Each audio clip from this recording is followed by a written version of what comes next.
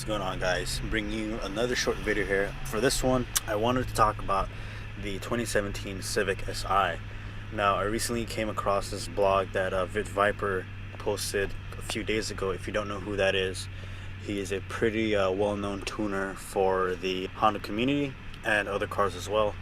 Anyways, he recently made this post about the 10th Gen Civic SI, and it's pretty interesting.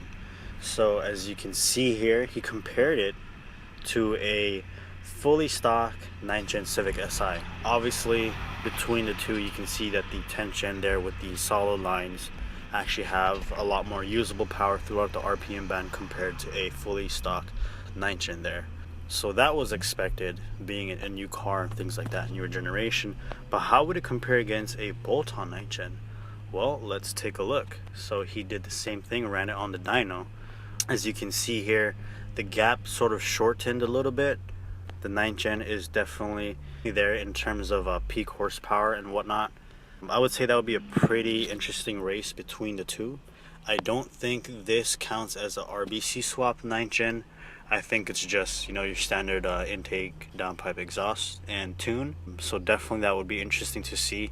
It looks like it'll be pretty comparable. Also keep in mind the 10th Gen or 2017 SI is still completely stock, so because it has that turbo, it's definitely helping it out compared to a bolt-on 9th Gen, something that already has mods. Let's compare it to a bolt-on 8th Gen. So as you can see in this picture right here, again, a lot of usable power throughout the RPM band there, throughout the mid-range mostly.